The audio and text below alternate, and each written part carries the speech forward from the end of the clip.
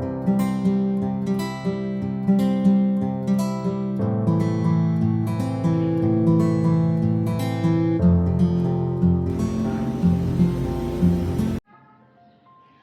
alaikum everyone, how are you all? Welcome to Medmuna. I am Memuna. I am a doctor by profession और मैंने ये video बहुत ज़्यादा सोच समझने के बाद बनाई है क्योंकि जो लोग डॉक्टर हैं जो मुझे देख रहे हैं उनको पता है कि एक एग्ज़ाम होता है प्लैब जो कि हम के जाके वहाँ पे एज अ डॉक्टर प्रैक्टिस करने के लिए देते हैं। तो मैं अभी रिसेंटली वो एग्ज़ाम देकर आई हूँ और बहुत लंबा प्रोसेस होता है, बहुत टेक्निकल प्रोसेस है। तो I been getting a lot of questions messages Instagram पे पर्सनली कि मैंने क्या लाइक फ्रेंड्स और फ्रेंड्स के फ्रेंड्स सब पूछ रहे थे कि मैंने कैसे क्या स्टेप्स लिए, किस टाइम पे क्या किया, क्या रिक्वायरमेंट्स हैं और कितना टाइम लग जाता है, कैसे पढ़ना होता है, कैसे तैयारी करनी होती है। तो मैं टाइम टू टाइम लोगों को बता रही थी लेकिन it was getting a bit difficult कि एक तो 1-to-1 सबको बताना, दूसरा ये कि I thought why not make a video और इसको यूट्यूब पे अपलोड कर दूँगी, अपने सब फ्रेंड्स को बता दूँगी, जिसको थोड़ी गाइडेंस चाहिए होगी वो इस वीडियो को देख सकते हैं। जस्ट कीप इन माइंड कि मैंने ये प्रोसेस बहुत ज़्यादा रिसर्च के बाद किया था, इसलिए मुझे बहुत सारे एस्पेक्ट्स पे इसके काफ़ी इन्फॉर्मेशन मिली क्योंकि मैंने खुद हर चीज़ पे रिसर्च करके और उसकी तैयारी की है, कैसे वीज़ा लगाना है, कैसे तैयारी करनी है, क्या पढ़ना है। This is not a difficult exam लेकिन you need to prepare smart for this exam. तो I can make a series of videos on it कि आइल्स क्या क्या स्टेप्स हैं, आइल्स कैसे किया, प्लब 1 कैसे किया, 2 कैसे किया, रजिस्ट्रेशन कैसे करवाई जीएमसी से, उसके क्या स्टेप्स थे, कहाँ पर आपका टाइम वेस्ट हो सकता है जो आप कोई अपने किसी स्मार्ट मूव से बचा सकते हैं। तो ये सब मैंने एक वीडियो में ये सब करना पॉसिबल नहीं था क्योंकि वो बहुत बड़ी वीडियो बन जाती फिर, तो इसलिए मैं इसके 3-4 स्टेप्स में ब्रेक करके और वीडियोस बनाऊंगी ताकि उसमें आपका भी फ़ायदा हो जाए। और the exam we give is called PLAB. PLAB क्या है? PLAB is a professional linguistic assessment board exam और ये एक लाइसेंसिंग एग्ज़ाम है। जैसे पाकिस्तान में हमारी क्या कह सकते हैं कि लाइसेंसिंग बॉडी पीएमसी है, पाकिस्तान मेडिकल काउंसिल, इस तरह यूके की जीएमसी है, जनरल मेडिकल काउंसिल। और आपको किसी भी मुल्क में प्रैक्टिस करने के लिए उसकी लाइसेंसिंग बॉडी से उनका उनकी लाइसेंसिंग बॉडी को आपको एक्सेप्ट करना ज़रूरी है। उसके लिए वो ये एग्ज़ाम लेते हैं प्लैब, जिसके थ्रू आपको जीएमसी लाइसेंस मिल जाता है और जब आपको लाइसेंस मिल जाता है तो फिर आप वहाँ जाके प्रैक्टिस कर सकते हैं। अच्छा, PLAB is not post grade exam. ये ऐसा कोई एग्ज़ाम नहीं है कि जिसको आप अपनी डिग्री कह सकें, but it's a licensing exam जिसमें आप सिर्फ आपको ये अथॉरिटी मिल जाती है, आपको ये परमिशन मिल जाती है कि आप यूके जाके अपनी प्रैक्टिस स्टार्ट करें। प्लैब कब कर सकते हैं और इसके क्या प्री requisites हैं? Those of you know about USMLE, you can start giving USMLE exam steps when you are in third year of your med school. But for the PLAB, you need to have to be graduated and you have passed your medicine and surgery exam in your final year. Is internship necessary for this exam? The answer is no. You can start giving this exam before your internship, but you need to have your internship certificate, the acceptable pattern of internship certificate, before you apply for your GMC registration after giving both parts of the plan. Because जो UK में internship और house job होती है, that's 2 years programme which is foundation year programme. अगर आप पाकिस्तान से internship और house job करके जाते हैं तो you can start practising there as a like in Pakistan what we call as a medical officer or RMO job. You can start practicing there in a non-training capacity. Second prerequisite for this exam is you need to prove your English fluency, and the way to prove it is IELTS or OET. IELTS जो है वो आप सब जानते होंगे, आइल्स का exam है। OET is specific for doctors who plan to go to the UK, और उससे वो उनकी इंग्लिश प्रोफिशिएंसी चेक कर लेते हैं। आइल्स का रिक्वायर्ड बैंड क्या है? आइल्स का रिक्वायर्ड बैंड है 7.5 overall, but you need to have minimum of 7 band in all of the 4 components of your IELTS, like listening, speaking, writing and reading. As you all know, IELTS का 2 years validity होती है, तो it's great if you can plan things accordingly, और आप 2 साल के अंदर अंदर अपना सारा प्लैब 1, प्लैब 2 और GMC रजिस्ट्रेशन करवा लें, because you need IELTS for your PLAB 1 and for your GMC registration. You don't need your IELTS for PLAB 2, but you need it for GMC registration. You are eligible for GMC registration after your PLAB 2. So technically what I mean to say is आपका PLAB 1, PLAB 2 और उसके बाद जो GMC registration है, if you can plan like this, तो 2 साल के अंदर अंदर कर लें. If not, तो आपको एग्ज़ाम दोबारा देना पड़ेगा, the IELTS exam. OET के बारे में बात करते हैं. OET मैंने पर्सनली आइल्स दिया था, इसलिए मुझे OET के बारे में बहुत ज़्यादा इन्फॉर्मेशन नहीं है, बट माई सिस्टर है, she is just given her OET, तो उसमें बैंड B चाहिए होता है, और the marks are somewhere between 350 to 400. Okay, once you are done with your IELTS and the required band, you have got your required band, the next step is GMC online account. You need to go to the GMC website, open your online account, then only you will be able to book for your PLAB 1 exam. PLAB 1 exam all around the year नहीं होता, और इसके लिए specific dates होती हैं जो कि वो स्पेसिफिक टाइम पे रिलीज़ करते हैं.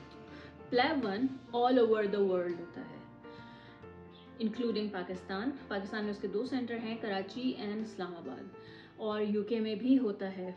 अब ऑल ओवर द वर्ल्ड होने का ये मतलब नहीं है कि आपको सिर्फ अपने कंट्री में दे सकते हैं, आप बाहर जाके नहीं दे सकते. आप कहीं पर भी जहाँ पे अवेलेबल है वहाँ का अगर आपके पास वीज़ा है तो you can go and give your exam in that country.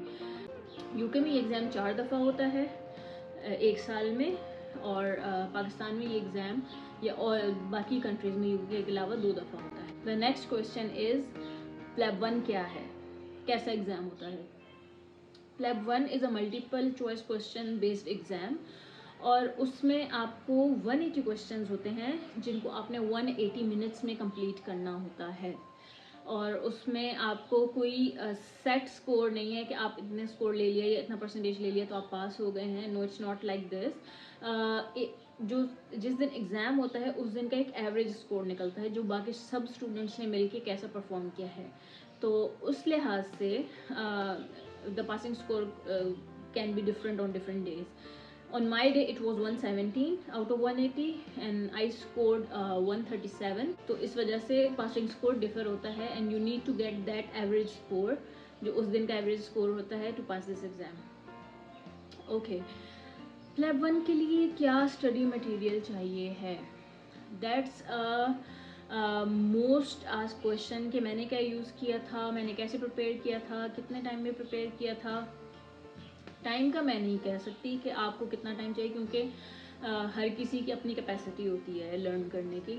तो अगर मैं अपना बताऊं तो मेरा एग्ज़ाम 3 दफ़ा कैंसिल हुआ था, और तीनों दफ़ा मेरा ये था कि मैं 1 मंथ बिल्कुल घर बैठ के पक्का, और जो है वो पूरा दिन पढ़ने वाली जो चीज़ होती है वो करती थी, तो मैं प्रिपेयर कर पाई थी. लेकिन क्योंकि मेरा एग्ज़ाम 3 दफ़ा कैंसिल हो चुका था, तो इस वजह से मैं कोई लाइक एक टाइम अमाउंट नहीं बता सकती कि हाँ इतने टाइम में मैंने प्रिपेयर किए थे, क्योंकि मैं एक पूरा 1.5 साल तक मैं प्रिपेयर करती रही थी.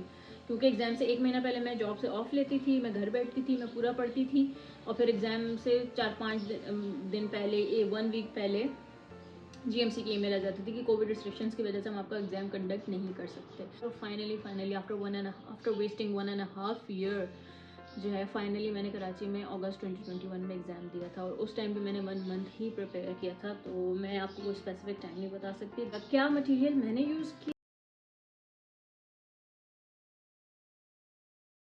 मैंने सिर्फ और सिर्फ प्लेबेबल से प्रिपेयर किया था. लोग 2-3 सोर्सेज यूज़ कर लेते हैं, कुछ लोग मेड रिवीजन भी करते हैं. सैमसंग का PLAB 1 कोर्स आएगा, स्वामी का भी PLAB 1 कोर्स है. It depends on you. मैं प्लेबेबल से स्टिक रही थी, मैंने उनका मॉक्स बहुत सारे प्रैक्टिस किए थे। उनकी जो एक मास्टर क्लास होती है हर एग्ज़ाम से आई गेस 10 डेज़ पहले या 1 वीक पहले, वो 4 डेज़ की पूरा दिन वो एक ड्रिल होता है, पूरा दिन सुबह से लेकर रात तक आप उनके लेक्चर सुनते हैं, फिर वो एंड में आपको एक मास्टर मॉक देते हैं। पता नहीं उस मॉक को वो क्या कहते हैं, लेकिन दैट्स अ डिफरेंट मॉक जो कि प्लेबेबल की ऐप में नहीं होता।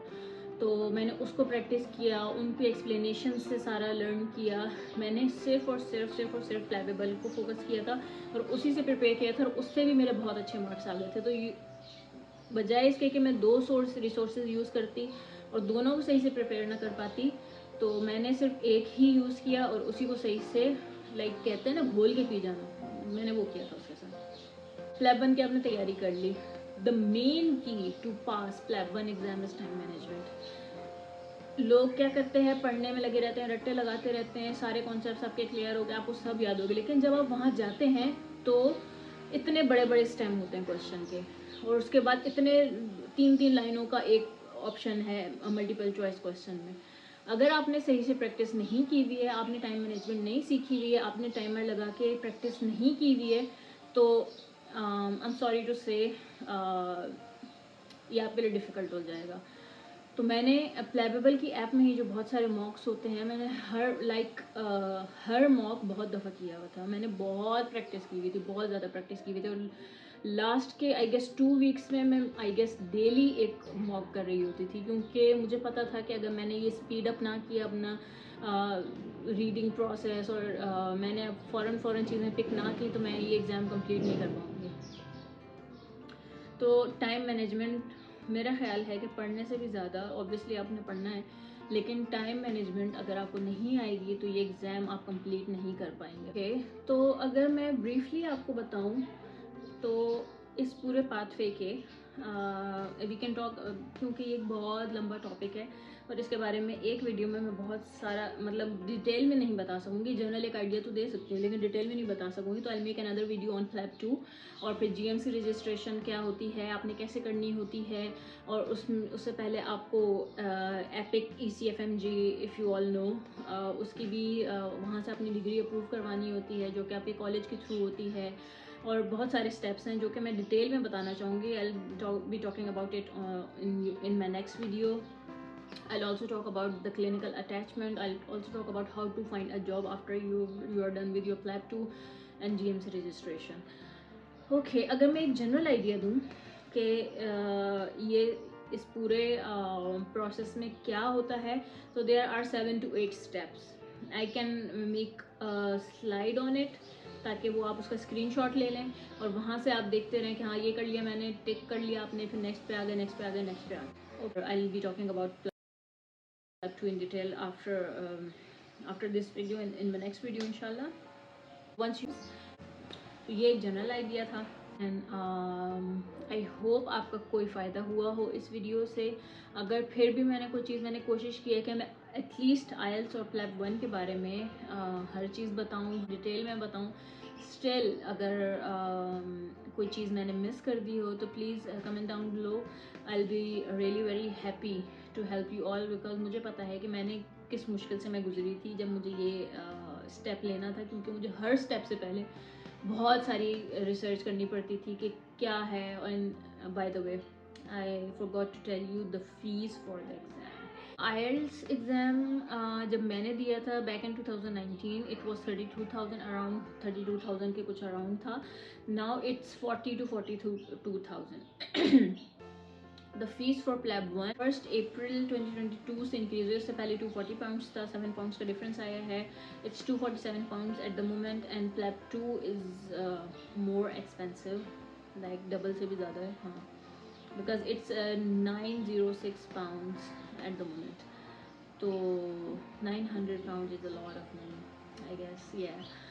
तो आई होप कि मैंने हर चीज़ जो मेरे जहन में आ रही थी मैंने उसका जवाब दे दिया, लेकिन स्टिल हो सकता है मैंने जो चीज़ एक्सपीरियंस ना की हो सकता है किसी और के लिए वो प्रॉब्लम बन रही हो। तो you can comment down below, मुझे जितनी इन्फॉर्मेशन होगी I will share with you guys.